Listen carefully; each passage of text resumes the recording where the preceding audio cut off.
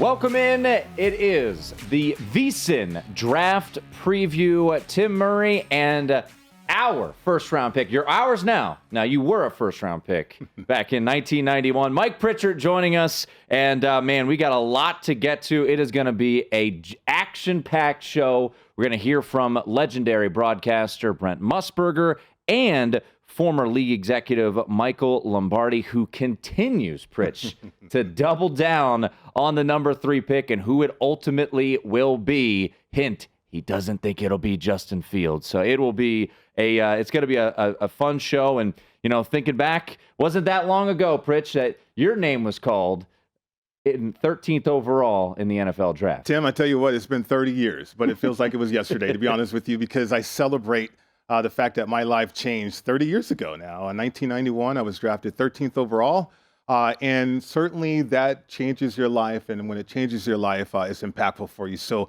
I get so excited around this time of year. Yeah, it is a great time. There's no doubt about it, and so many storylines. And you know, I'm thinking about, and we're going to certainly dive into all of the odds and just how different the draft is now, Pritch, when you think about when the betting market that is available. And I think back to last year. Obviously, we were in an unusual times. We're slowly getting ourselves out of those crazy times. But you think back to last year and how many eyeballs were on the NFL draft. And really, the draft has become such a television spectacle. They've changed it from Saturday, Sunday to primetime Thursday, Friday, right, and then on to Saturday.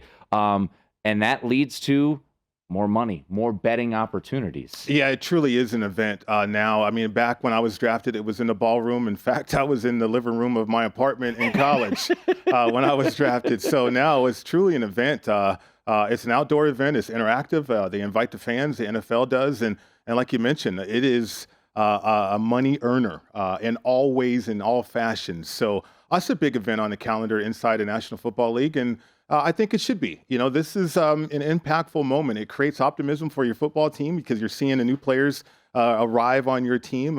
It creates the optimism that you look forward to in the fall for your football team as well. So it's an exciting time. Could we have made some money on your under, Pritch? What do you think? What do you think your over/under was on draft position? You went 13, so yes, I did. We got a couple receivers. Jamar Chase's 6.5. Devontae Smith, Jalen Waddle, they're around 11.5 or so. Could we have made some money on you in 1991? I think you would have bought a house if you would have bought the under on me, certainly, because I tell you what, Tim, I was projected to go in the second round. Wow. But we had such a run on wide receivers that year. Alvin Harper's, Herman Moore's. I mean, you had so many guys that were drafted in the first round. So for me, I think teams that were interested in me, they felt like they needed to go ahead and get up there in the draft and see if they could grab me. Atlanta did at 13, but I had all kinds of teams on the phone since pick 9 all the way until I was picked at 13. You know, it is just going back to the offering, and we're here at the Circus Sportsbook in downtown Las Vegas, and the offerings now, we've got, on the side of the screen for those watching us, the countless prop opportunities, and it wasn't, that long ago that here at Circa, they dropped prop bets, Pritch, on players that, may not be selected until the 6th or 7th round. Dylan Sullivan and the crew here at Circa did such an unbelievable job. You think about just names that if you're a college football fan and there may not be first, second, or third round picks, names like Shane Buechele, Ian Book, these quarterbacks that but you don't expect them to be drafted, you can actually bet on them. It's wild, the offerings now, and that's why we're having this show, and that's why there's so much intrigue about betting on the NFL draft. Well, the draft too, Tim, you think about it, the first round gets all the highlights, gets all the mention, gets all the shine, and but you think about the second round, the third round, the fourth round, I think that's where the NFL feels like they get the value and they find those gems, right?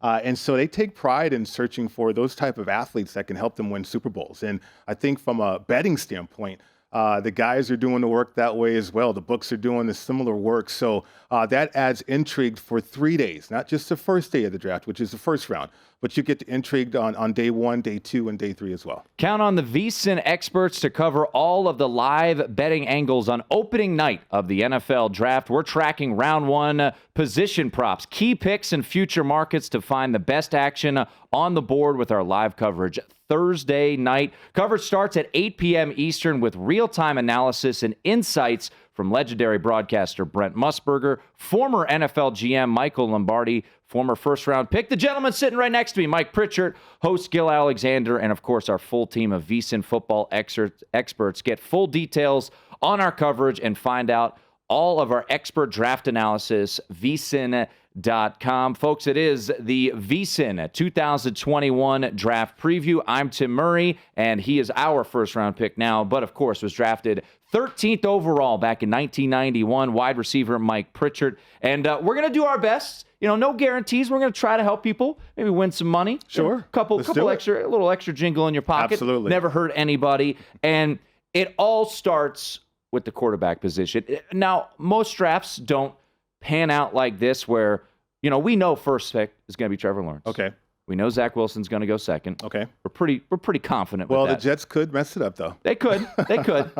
Then it gets to 3, and it's not like Pritch, it's an offensive lineman that we're wondering about, a wide receiver. It is not 1, not 2, but 3 quarterbacks that could go number 3 because, of course, San Francisco trades up 9 spots. You're not trading up 9 spots. I love Kyle Pitts. I like Penei Sewell.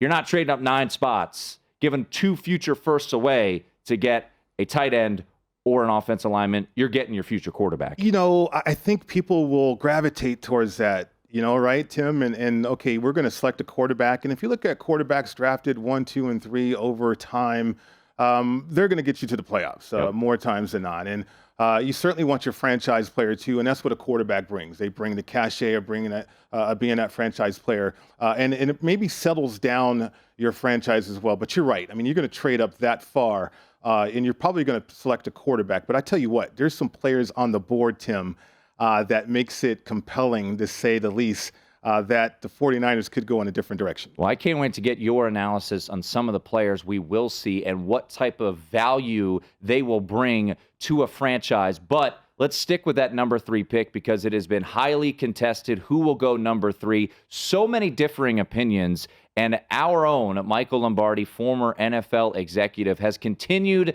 to double down on the number 3 pick on who he believes will not be that selection by the San Francisco 49ers. Who do you think Shanahan likes? Does he like the system guy that he can control in Mac Jones? Who do you think he likes there at 3 as far as the signal caller? My instinct said to me it was Mac Jones. Christopher Sims, who we've had on the show, he's tweeted out he felt the same thing. I talked to somebody in the league. They felt like it may be Trey Lance. I don't know. To me, Mac Jones's athleticism is a little bit better than you think it is. And he's so damn smart. He's so smart. I think that he could really do some things. And I think the only way, you knew you had to get to 3 is you had to get in front of people to get Mac Jones. And I think Mac Jones's buzz is going a long, long way because of, whether it's, Devontae Smith or the other receivers, when they all just blatantly come out and say it's not even close, like they just volunteer it. They give it up. Can I tell you the news that I've heard? Can I tell you the news that I've heard? Justin Fields is not going to go number 3. That's what I've heard. Now, if you want to believe that or not, I love the people on Twitter that say that they're like weathermen. Like, seriously, where are you getting your information? Like, you got better sources than me? Good luck. I'm just telling you, if it's not Mac Jones, it's Trey Lance. Now, I can tell you one thing. That's Michael Lombardi, and he's doubling down. And as the wind blows, it's seeming more and more likely that he is correct with what he's been saying for quite some time. And Pritch, I'm always honest to our viewers. I own a ticket on Justin Fields going 3. I got it at plus 260. I felt good about it. Those odds shifted after his second pro day, and now they have shifted back in favor of Mac Jones. And I would say this when it comes to betting the NFL draft, because that's what we're doing, right? We're trying to give our best predictions on what's going to happen. I don't care what I think about those quarterbacks. I am not selecting those players. You are not selecting those players. You may look at it and say, I think Justin Fields is better than Mac Jones, or I think Trey Lance is better than Mac Jones, whatever. It all matters about what John Lynch thinks and what Kyle Shanahan thinks. So when you look at this quarterback debate, and we just showed the odds and how they have shifted over time here, who would you go with? And now who do you think will go there? I wouldn't go with Mac Jones. Yeah. And here's why. I think when you surround a player like that with superior talent, like Alabama has had over the last 3 years, let's be frank about it, Mac Jones is going to look better than he should look at that point. He's going to play beyond his years in college, and you're gonna fall in love with Mac Jones. You're gonna see some throws, you're gonna see some plays that's gonna make you fall in love. But where was the adversity for Mac Jones? He's going to find adversity in the National Football League. And a lot of times these quarterbacks are not ready for that when they have never faced it. So I don't know if you trade up, if you're the 49ers, to draft a guy who's had everything laid out for him and paved out smoothly for him. There's no adversity. So that's just me. I think when you have challenges, that makes you a tougher player. And you need to be a tough player mentally and physically in the National Football League, as we know. So I like Justin Fields. I really do. I think he's a physical specimen. I think when he ran the 4.4, it made him special. So to me, if the 49ers want a quarterback, Justin Fields should be the guy. Yeah, and I just, once again, if it is Mac Jones, a lot of people were correct, including our Michael Lombardi, and that's the way I'm leaning towards right now. And it's not about what we think, it's about what's going to happen. But, you know, I just can't get the semifinal out of my mind, which is Justin Fields playing better than Trevor Lawrence, getting his ribs cracked, and still just playing one of the most exceptional games I've witnessed. And then we get Trey Lance. He's young, but he's long. He's got a big arm, very mobile, and he is intriguing. And he's the name that I keep kind of, it's just sticking in the back of my brain, because a lot of people that know Kyle Shanahan, have played in his system, have said, he's the perfect guy for Kyle Shanahan. Right. You know, and with the Jimmy Garoppolo situation, where he's likely going to be the starting quarterback this year, I just feel like if you're giving up that much draft capital like the 49ers did, give up 2 future first-round picks, get a guy with an incredibly high ceiling, maybe a raw talent like Trey Lance. So if you're looking for that flyer, you know, Michael Lombardi, once again, he has been pretty steadfast. It's not going to be Justin Fields. He has hedged a little bit and said, I think there's a slight possibility it could be Trey Lance. What do you think about Trey Lance? It truly is the prospect of Trey Lance, because we haven't seen a ton of him. Well, he's 20 years old. Right. He won't be 21 until next month, I believe. So you have a kid, literally a kid out there that you're drafting, looking for the upside. I know that the National Football League has appreciated the upside of Josh Allen, for instance, right? Yep. Even Baker Mayfield to a certain extent, but he was a number 1 overall pick. Trey Lance, you know, he's intriguing, but if people are trying to compare him to Patrick Mahomes, stop that. Right. You should not do that. Patrick Mahomes, I think, went 10. He didn't go top 3, top 5 for sure. But there was a select number of teams that recognized Patrick Mahomes, too, and Kansas City happens to be one. I'm not sure if the 49ers traded up when they traded up to select Trey Lance, though. I'm not sure. I'm not convinced at that. I think they want a proven commodity. I think Justin Fields is that proven commodity more so than Trey Lance. And the reason why I feel that way, Tim, is when you look at Kyle Shanahan, you look at John Lynch, their outlier season was the Super Bowl. Yeah. Every other season has been a losing season and missing the playoffs. So if you buy into the fact that they want to trade up and draft a quarterback for the future, what's going to happen in the meantime? Are they going to have losing seasons? They're going to have winning seasons? Or are they going to make the playoffs? And I think there's some pressure there. Well, all the buzz and the talk of the NFL draft has been about the quarterbacks. But there is some incredible talent past the quarterback position, and it starts with the gentleman who played his football in Gainesville, Florida, Kyle Pitts. The first non-quarterback selected, the favorite is Kyle Pitts. And I know a lot of people, I'm curious to get your thoughts on this, Pritch, because a lot of people can't get it out of their minds. It's a tight end. It's a tight end. Well, if you just remove the TE next to his name, this dude's a difference maker. He's a matchup nightmare. And if you're Atlanta, brand new coach, brand new general manager, new era at 4 with 3 quarterbacks going off the board. Kyle Pitts is sitting there. Would you take him, or do you try to draft for the future and get one of the remaining quarterbacks? At 4, I would draft Kyle Pitts for sure. I mean, I think if you're Atlanta, it shouldn't matter who your quarterback is, whether Matt Ryan's going to be your quarterback for a number of years or just one more year. And so when you're looking at Kyle Pitts, that specimen, I think he's just a positionless player, kind of like in the NBA, that 6'11" wing, right? You cannot match up with Kyle Pitts. And you think about the other players that you have on your roster too offensively, he becomes an effective eligible. I think the National Football League has moved this way, Tim, where it's no longer about wide receiver, tight end, or running back, like you mentioned. It's about eligibles. And if you think about Kyle Shanahan or the West Coast offense or even the Atlanta Falcons and what they want to do, how do I maximize my eligibles? How do I create more opportunities for everybody that's lined up on the field? It doesn't matter if you're fullback. It doesn't matter if you're tight end or even a receiver or even a quarterback. Look at Lamar Jackson. So I think if you can use and maximize those eligibles on offense, that'll allow you to score points on the scoreboard.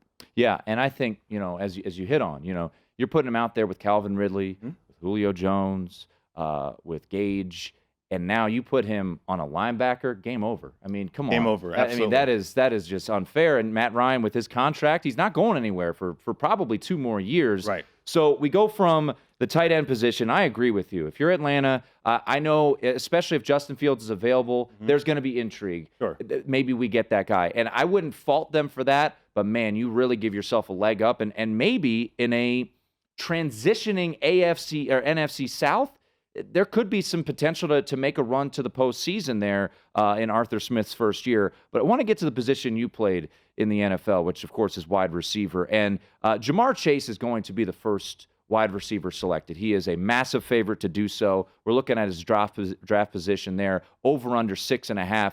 For a moment, I want to skip over Jamar Chase because I want to get to the 2 Alabama receivers and get your opinion on who should be the first one selected. I made a bet a couple weeks ago that Jalen Waddle, who at the time was a slight underdog, would be selected ahead of Devontae Smith. It has now shifted a little bit in the favor of Jalen Waddle. And the reason I made that bet, Pritch, is the explosivity of this guy, Jalen Waddle. I mean, when he was healthy before the broken ankle, he was averaging over 22 yards per catch.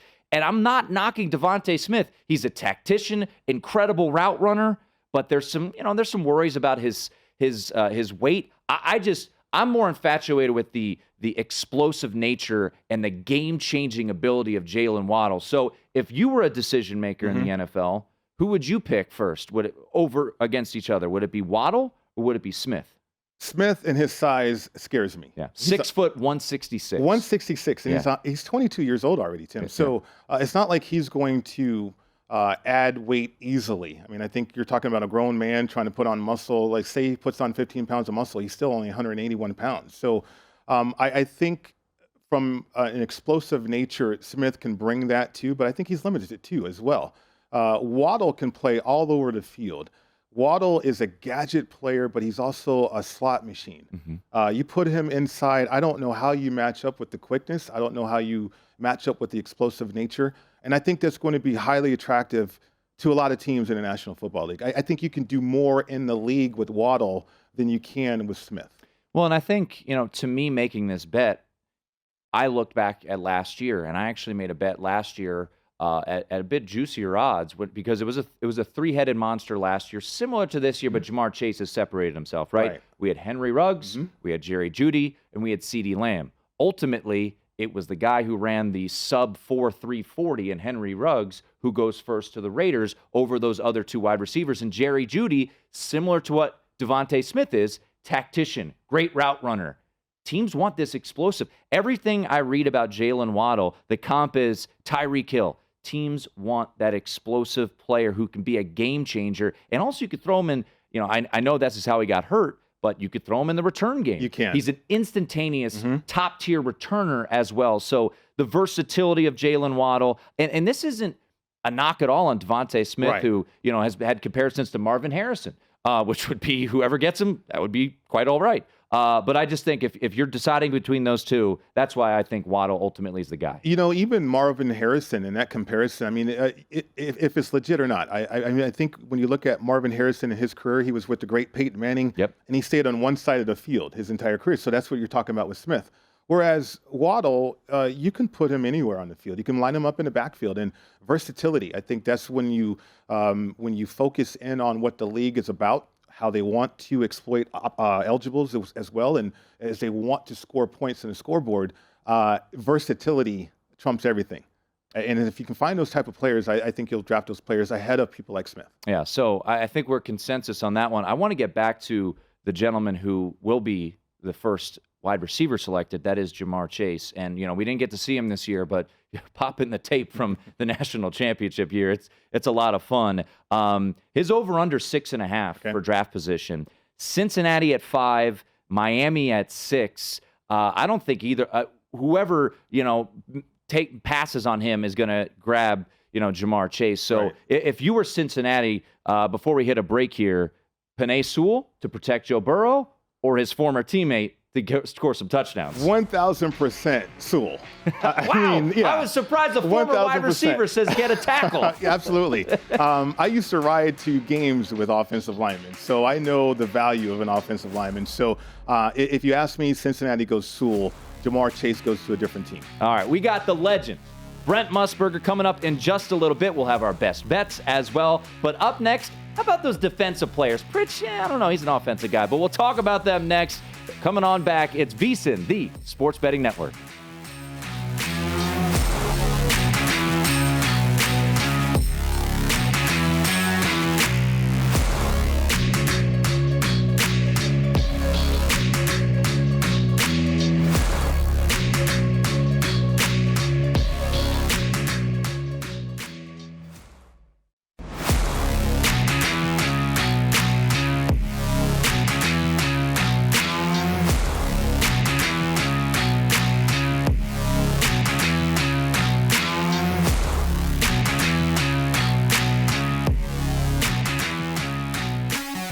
We keep it rolling here on the VSIN Draft Betting Preview. That is Mike Pritchard, former first-round pick. I guess you're always a first-round pick. You're always right? a first-round You're always pick. a first-round pick. He's a former NFL player, but he's always a first-round pick. 13th overall in 1991. And, I think if you had your way, it would just always be offensive players, off the board.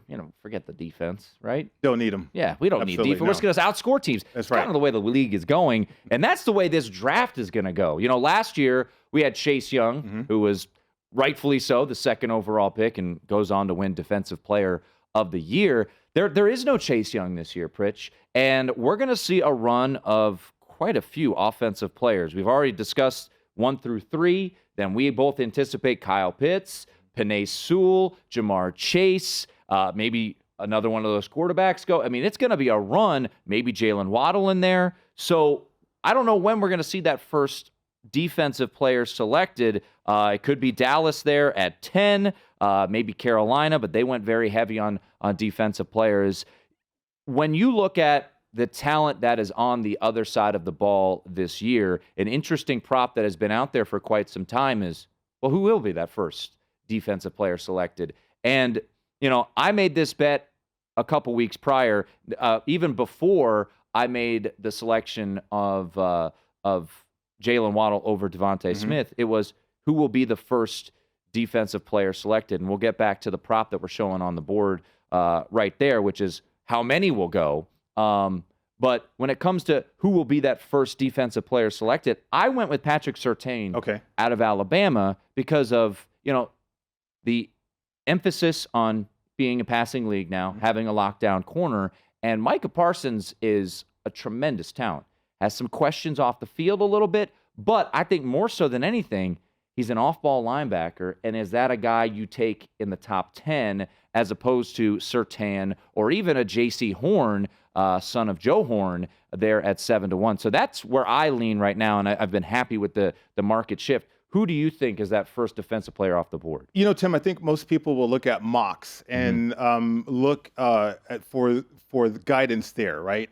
Mocks are designed based on need. Sure. I think when you're drafting defensively in the National Football League, you're trying to find a monster, a titan. Yeah. Like you mentioned Chase Young, right? Yeah. Bosa. I mean, you go on and down the line of all these great players defensively. You're trying to look for that titan. So Surtain, even though he's good, I don't know if there's lockdown corners anymore. I don't think there's a need for that because of the tight end position, because of the running back position, because of the eligibles, right? So you don't really need a true lockdown corner, but you need a titan. And to me, if you can find one on the line of scrimmage or at the linebacker position, I think you go after that defensively. So you would look towards a Micah Parsons. I would. I feel like you. Now I'm a Notre Dame guy, and we could talk about whether or not it was a clip or not on Rocket in 1990. I didn't wear my ring. I should have worn my ring knowing that you were a Notre Dame guy. But Jeremiah Owusu-Koramoah, he's been mocked. I know you work locally here in Las Vegas. There's some intrigue about him going to the Las Vegas Raiders. You talk about a guy who flies all over the field, was the Butkus Award winner. So much speed. He kind of looks like a gladiator. I mean, you see him, he's chiseled out of stone. He's been a guy that people have talked about quite highly. So what are your thoughts on Owusu-Koramoah coming out of Notre Dame? Koramoah is a hybrid titan. Yeah. So he's a starter. He's right out of the box, right out of the oven, go line up and play in the National Football League. I think he's that kind of a playmaker. And I think defensively, we're seeing nickel defenses. So we're seeing 2 linebackers on the field and we're seeing 3 safeties. Koramoah, I think you can play at safety and linebacker, that hybrid position, Tim, and really maximize his ability right there. So any team that's looking for that type of player, and I think there's some teams right around the 10, 11, 12, 13 range that might be looking for a player like this. I want to go back to, we showed a graphic of the prop of how many offensive players and how many defensive players will go, Pritch, and it's very high at 18.5. And I think most people would say, oh, I got to take the over. Think about that top 10. I would lean towards the under because you're going to see a run of a lot of defensive players. We mentioned Owusu-Koramoah. He'll be long gone. Micah Parsons, J.C. Horn. I think that 20 range, when you're drafting more on need, you look at some of the edge rushers, Jalen Phillips, Azeez Ojulari, Kwity Paye, the intrigue of a guy like Jason Owa out of Penn State. Do you think we're going to see under 18.5 offensive players? I do. I do. I think there's going to be a run, and then the premium is going to go to the defensive side of the ball. So I do think you could go over that 13.5 right there defensively. Yeah, and I think, as you look, with all those offensive players, some of those tasty defensive players there in the back half of that first round. Legendary broadcaster. We call him the Godfather around these parts. Brent Musburger will join us next right here on VSIN, the Sports Betting Network.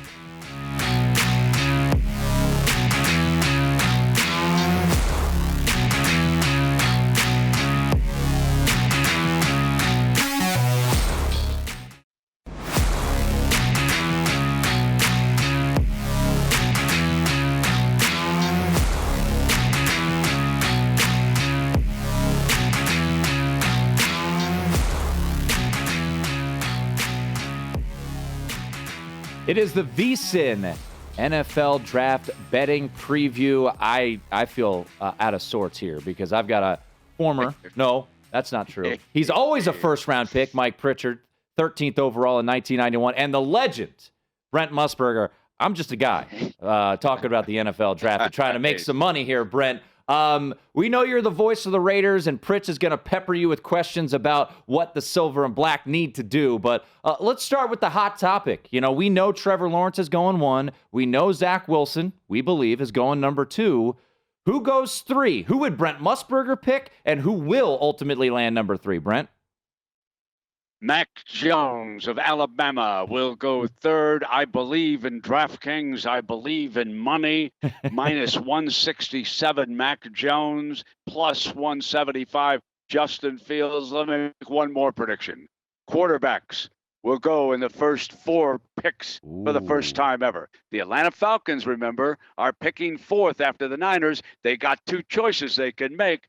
Maybe they want a quarterback of the future, okay, behind Matt Ryan. Or maybe they want to trade out of that spot, okay, drop down because this is a deep draft in wide receivers, offensive tackles, players that the Falcons need. But I believe that Mac Jones is going to wind up going 3rd. And I've said this before, Tim and Mike, close your eyes, and go back to the 49ers losing to Kansas City in the Super Bowl. Receiver breaks wide open in the end zone. Garoppolo could not hit him, okay? They could have won a Super Bowl. The one thing Mac Jones can do, he can hit you deep. Now, he had great receivers at Alabama. We know that.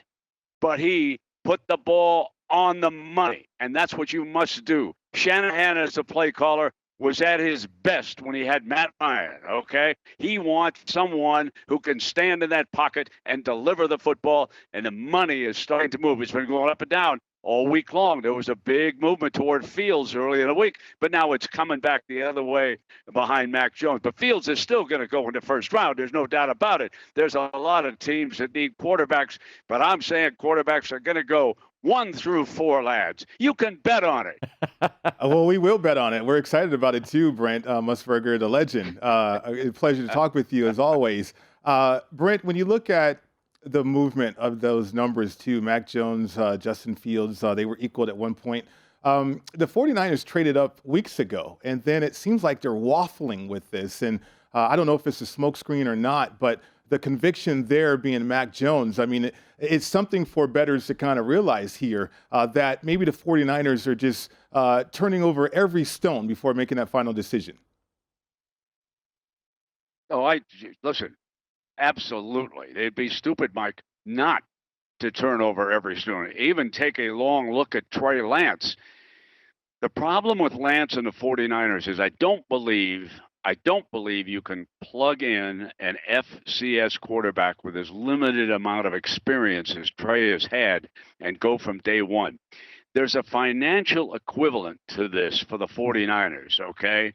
If they move on beyond Garoppolo and even trade him during this draft, that will save them millions and millions of dollars going forward, okay? So that is one thing to keep in mind. There's a financial operation behind all these moves. The salary cap, of course, was hit hard simply because fans were not allowed in the stands over this last season. So absolutely, they're turning over every stone.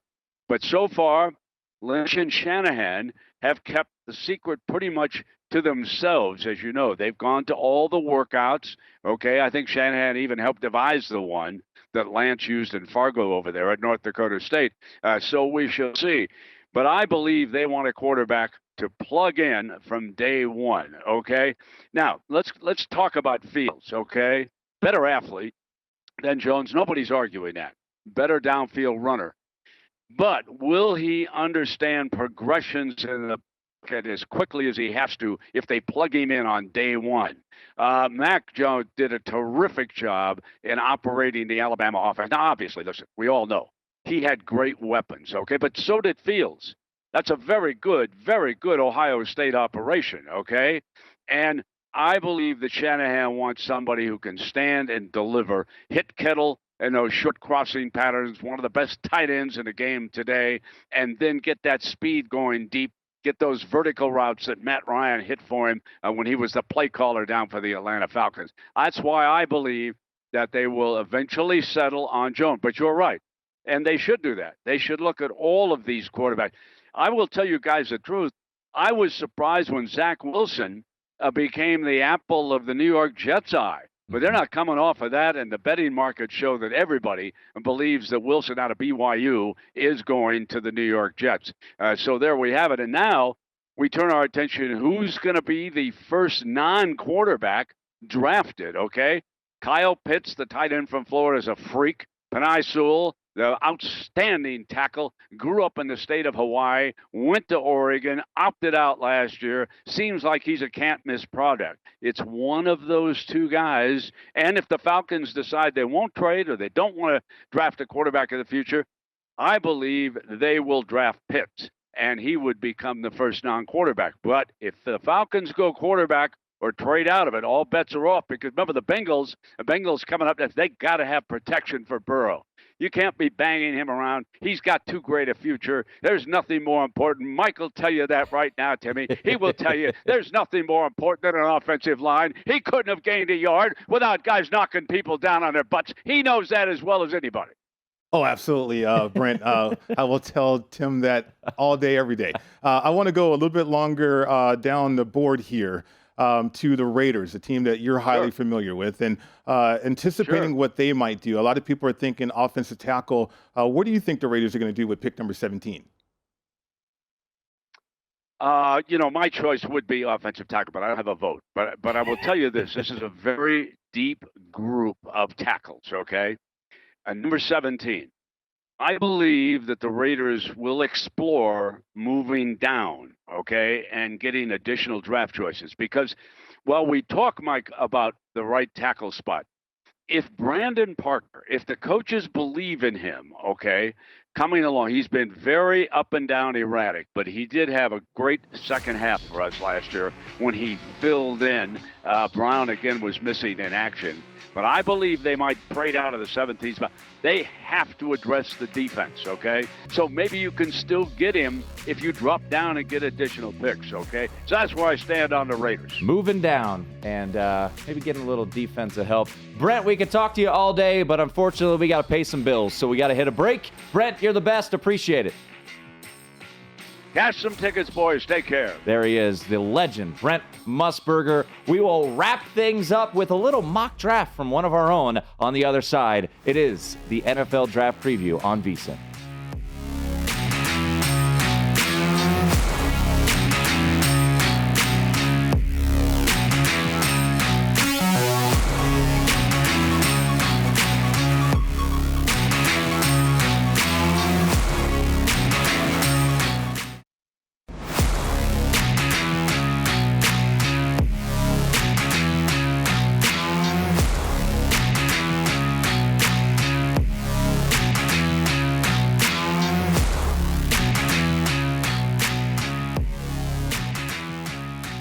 The spring sports betting action is in full swing, and our VSIN experts are covering early season baseball, NHL and NBA playoff races, and of course, we're looking at all the key picks and predictions for the NFL Draft. We give you all the tools to make the most of every bet, including our 24/7 video coverage, odds, and analysis for every game on VSIN.com, our daily members-only best bet emails, and in-depth coverage of every major event in Point Spread Weekly. Now is the time to sign up for your VSIN 10-day free trial at VSIN.com/subscribe. Wrapping things up here on our VSIN NFL Draft Preview 1991. First round pick, 13th overall, Mike Pritchard, and this guy, Tim Murray, with you. It's been a lot of fun, and we've been going through a handful of different discussions of who may go where. Let's make it a little more clean. How about we take a look at a mock draft from one of our own? You would have seen it in Point Spread Weekly, which you should check out, by the way, VSIN.com/subscribe. Matt Human's mock draft, and taking a look at it, Pritch, nothing too crazy, outlandish. He's with you. Penei Sewell going 5 to Cincinnati, and I think Miami Dolphin fans would be very happy with this, seeing Kyle Pitts being available there at 6. The one that it starts to get interesting, I like certainly seeing Patrick Surtain being the first defensive player selected. I like the Jalen Waddles going ahead of Devontae Smith, but there's a couple players there that I think might raise an eyebrow or two. Trey Lance to Denver's certainly interesting. And Elijah Vera Tucker, you've talked about him, the USC tackle. If he's available for the Chargers, that's a team that really very much needs offensive line help. And he's been a fast riser in this whole draft process. He's projected to be a Pro Bowler. Right now, right out of the box, out of the oven. I think when you're looking at prospects, Tim, you look for players that are ready to go, that can line up, especially in the first round, that you don't have to really worry about development right there. And I think Vera Tucker is that type of player, especially at guard. Now, if you move him out to tackle, probably a right tackle in the National Football League, that's going to take some work. That's going to take some time, but he's talented enough to do it. But I think any team can maximize him at left guard. Yeah, and if it plays out the way that Matt Humans projects, and many of others have said this, Penei Sewell going the first tackle off the board, not a surprise, whether it be 5 or a little bit further down. But if he goes to 5, then you see a little bit of things falling into place for Sean Slater, maybe to 8, and then Vera Tucker. Here's the back half, and he's got Jeremiah Owusu-Koramoah going 17 to the Las Vegas Raiders. And, something we're going to hit on, too, is a rush of defensive players here. You're seeing, Kwity Paye going 23. Caleb Farley, he's been falling because of some questions about his back. Azeez Ojulari, Zaven Collins. What selection from Matt on his mock draft stands out to you here in the back half of the first round? On the back half, he has Terrence Marshall, the wide receiver, the big wide receiver, going from LSU going to the Saints. Now, I don't know if I would mock Terrence Marshall to the Saints. I think with 17 regular season games now in the National Football League, you have to help out Kamara. And I think ATN would be a great pick for the Saints there. That's where I would mock another running back going off the board, or a running back going off the board to the Saints right there. I know people talk about Najee Harris from Alabama, and certainly, but I think there could be two running backs that could be selected in this year's draft in the first round, primarily because those back half of the draft teams, they're looking for that value, those difference makers and guys that they can secure for a number of years as well. And I think they're also keeping an eye on that schedule. Just 17 regular season games, and at the running back position, as you know, a lot of those guys get banged up during the course of the year. Pritch, I want to get to the running backs. We've kind of jumped over them. They're no longer, like when you were getting drafted in the early 90s and in the 2000s, you were seeing a rush of running backs in the first round. That's no longer the case. But I want to get to those odds here shortly. But first, this is our draft betting preview. And what's a draft betting preview without some picks? How about Danielle Alvari telling us some of the best bets from our own here at VSIN?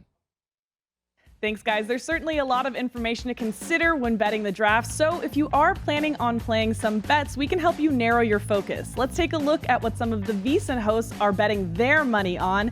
These are the VSIN best bets. Starting with Matt Youmans, he has Najee Harris as the first running back to be drafted. He also has over 4.5 wide receivers drafted in the first round. He has Justin Fields' draft position over 3.5 and Kyle Trask draft position under 77.5. Next up, Paulie Howard has over 4.5 wide receivers drafted in the first round. He also has over 5.5 quarterbacks going in the first round, and Jamar Chase over 5.5 on his draft position. As for Gil Alexander, he has Justin Fields as the second overall pick and the third overall pick. He also bet over 17.5 offensive players will be drafted in the first round. He has over 4.5 wide receivers drafted in the first round. Jamar Chase as the first wide receiver to be drafted. Jamar Chase under 6 for his draft position pick. Jamar Chase under 6.5. Terrace Marshall under 30.5, Kyle Pitts under 5.5, Penei Sewell over 5.5, and Mac Jones under 9.5. As for me, I like Kyle Pitts under 5.5 on his draft position and Jamar Chase under 6.5. That'll do it for our best bet segment. Back to you guys. All right, thank you very much, Danielle. So some best bets there. I'll give you mine here in just a moment. But I want to go back to the running back. And this one I think we agree on. There are some odds out there. We haven't talked about them yet. First running back selected. Now, I don't like to go against Matt Youmans very often. He's a smart guy, and we saw his mock draft there. But when you look at some of the odds that are out there, Najee Harris here at Circa Sports is a pretty overwhelming favorite to be. Now, that Group A is going to be the first running back selected, right. Just looking at those names. I'm kind of with you here, Pritch. I think Travis Etienne is an intriguing play. Now, Najee Harris, as his career went on, caught the ball a little bit more coming out of the backfield, but I look at Travis Etienne as such a dual threat. And, like you said, last year, Clyde Edwards-Helaire was not expected to be the first running back selected, but he was drafted based on the schematic fit of the Kansas City Chiefs. I think Travis Etienne in that back end of the first round has a very good chance of being selected, and I would take the plus money on Travis Etienne being the first running back selected. Travis Edwards-Helaire. Yeah, Clyde Edwards-Helaire. Yeah. Clyde Edwards-Helaire. Talking about Travis Etienne here. But, it's fascinating because I know some people with Kansas City. I happen to play with the offensive coordinator, Eric Bieniemy. And so when you think about Clyde Edwards-Helaire, they had targeted him. Mm-hmm. they wanted that guy for a whole year. So when you think about that, I think there's some teams in the National Football League who have watched Travis Etienne and said, look, I want to target that guy. And I mentioned the Saints. He's from Louisiana. He's from around that area in New Orleans. They need to replace a figurehead, if you will, because Drew Brees has retired. And I think the Saints are about that. And so there's a good chance you'll see 2 running backs in the first round. And also his ability, too. Najee Harris, I think he goes and fits perfect with what the Steelers want to do. Yeah. So, and Alabama running backs have had a great track record. Derrick Henry, Josh Jacobs. And so you look at that. So I think you could see 2 premium running backs going out and in that first round. Yeah, and there's an interesting point, and I thought the 17-game aspect of it is a tremendous point to bring up, because I understand that the running back position has been devalued. And when you look at top end of the draft, you don't want to spend it. But bottom half, think about this. You don't want to pay big money for running backs. Right. You draft a first-round running back, what do you get, Pritch? You get that 5th-year option. Then you can maybe franchise tag them for that 6 year. 6 years for a running back, and then you say, okay, time to move on. So you could get a premier talent. So yeah, Pittsburgh, New Orleans, those types of teams would not surprise me whatsoever to see a running back selected, and maybe 2, and that's a prop you can play over under 1.5 running backs in the first round. I definitely like to over in that one because I could see so many teams that would value running backs that way, just what you mentioned right there. And then you think about the value in the second round. You can see teams packaging picks in the second round trying to move up in the first round, to capture that 32nd pick or that 31st pick, and then those teams kind of trading down to accumulate more picks as well. So a lot of movement. I think you're going to see a lot of movement in this year's draft, which makes it that much more exciting. Yeah, it will be fascinating. I want to get to my best bets, just reiterate them. I sprinkled them in as the show went on, but I want to get to a wide receiver. So you are a former wide receiver. We talked about the big 3. Outside of the big 3 of Jamar Chase, Devontae Smith, and Jalen Waddle, what's one receiver that jumps out at you? Terrence Marshall. He is a guy that is a tree. Mm-hmm. And I think about between the 20s and how the National Football League feels like, okay, we can move the ball between the 20s, where we have tremendous resistance is in the red zone. And so this guy is a touchdown-making machine out of LSU. He's got the dimensions that you like.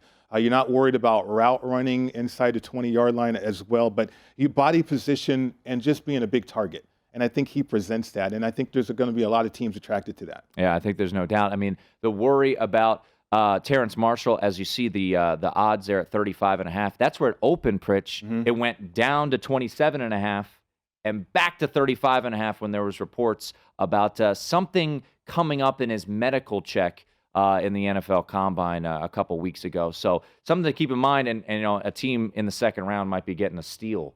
Right. Certainly there, and Terrence Marshall.